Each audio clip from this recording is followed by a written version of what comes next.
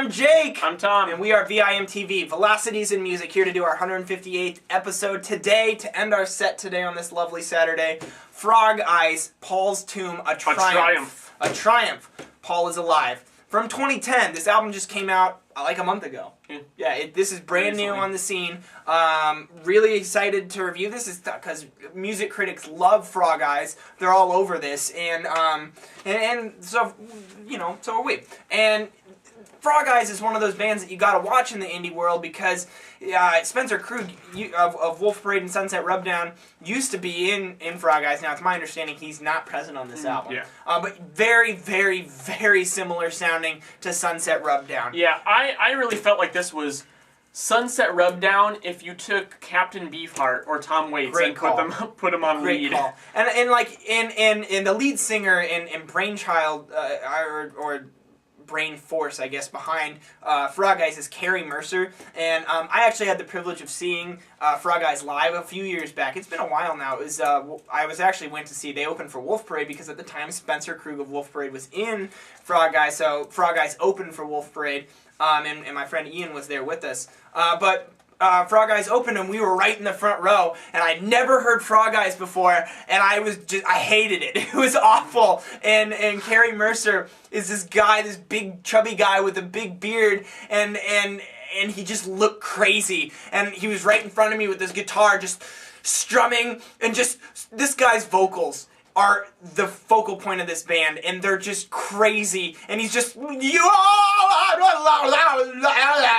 he's just spitting all over me and my now wife Abby, and it's just spitting all over us, and it was an interesting experience. We actually moved to the back because we were tired of getting spit on, and we didn't have a good time. Now, after listening to this album, I would love the opportunity to see Carrie Mercer, I almost called him Cameron, and Frog Eyes again. I would love to see him again because I think it would be a whole new experience now that I understand kind of what Frog Eyes is going for, which is art rock. Tom, take it from there.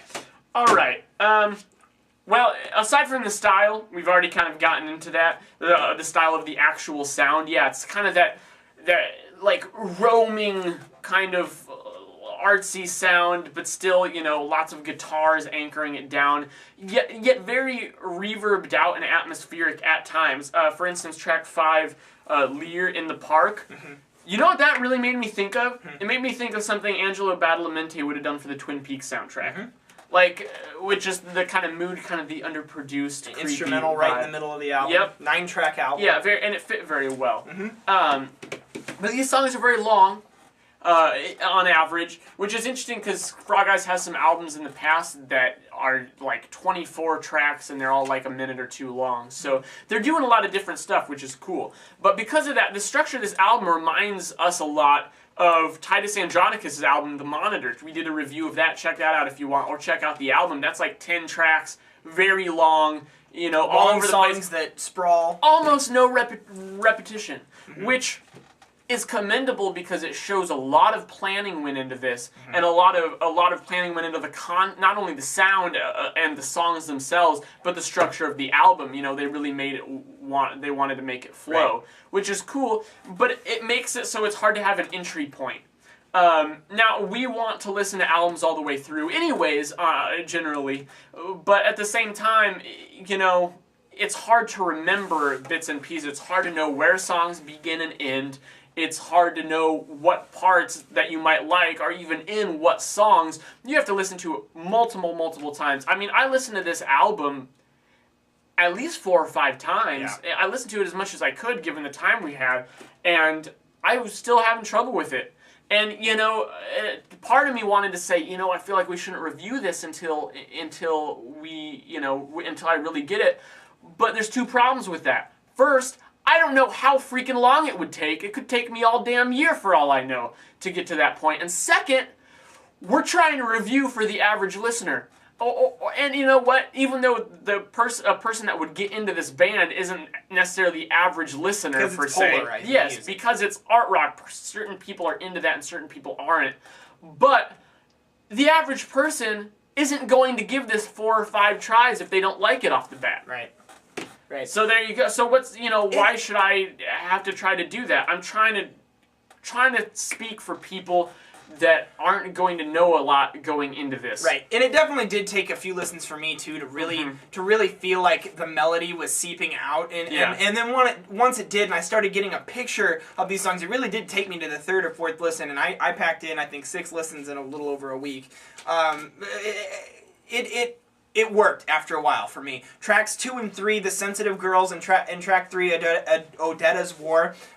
The conceptuality behind this album clearly is a driving force, but those songs are explosive, and Carrie Mercer's bombastic vocals really just add to it. But then what happens is these songs form, and they take them down, and then it just explodes, and it's like watching, I told Tom earlier before this episode, that it's like watching a flower open up over a time-lapse camera. That's what these songs do. They just kind of unfold in front of you and just blow you away. Now, my one main criticism behind this album is I feel like the drumming is holding the album back, and from what Tom has told me, the drummer is Carrie Mercer's wife. So I feel like I don't want to be, too critical, because I'd love the chance to, talk to Carrie Mercer someday, but I really do feel like if there are some tighter drum fills and more bombastic drum fills to complement the other things in the music, that it would have taken the sound to the next level. And along with that, one thing that would have made this album a lot better, which I still like this album, don't get me wrong, but one thing that would have taken it even to the next level is if the freak out parts were even more just exaggerated. Yeah, I feel like they're still holding back a little bit. This album, it's like they put a limiter on it. It's like they compressed it down a little bit. And I'm not just talking about volume. I'm talking about the intensity of just the performance. Whereas it could have just exploded and got a lot of raw energy, and that would have made the low parts seem even better. But the most intense that it gets just isn't believable, especially when you got Carrie Mercer just ranting, and he's so fiery.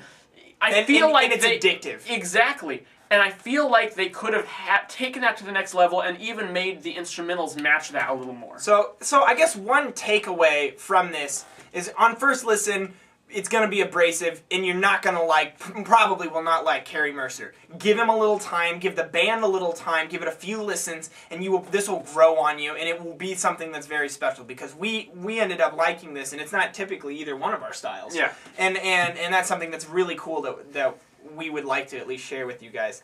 The other track I liked was Paul's Tomb. But Tom, what tracks did you like? I really liked track 1, Flower in a Glove. Track 4, Rebel Horns. I feel like that one was a lot more upbeat, stuck out a little bit. And then also track 6, Styled by Dr. Roberts. Wow. That was just crazy. Different tracks. Yeah, I like Styled by Dr. Roberts a lot too. Overall, I thought this album was very strong. Not quite as strong as most music critics out there. I'm going to settle on I always say even, 74. I like that score. I feel like this album is really solid, and just a little limited just because of its style, and just I wish the drumming was a little better. I was going to go 72. A lot of good things going on, very enjoyable, a lot of improvements that could have been made. So what do you think about Frog Eyes and losing Spencer Krug and this crazy Carrie Mercer and his vocal style? Would you like it to be more tame, more bombastic, or do you like the whole crazy indie art rock scene? Let us know at www.velocitiesmusic.com. And I think that wraps up Paul's Tomb, A Triumph by Frog Eyes from 2010. An interesting band. They're going to be around for a while. Check them out. I'm Jake. I'm Tom. And we are VIMTV, Movie Music Critique Forward.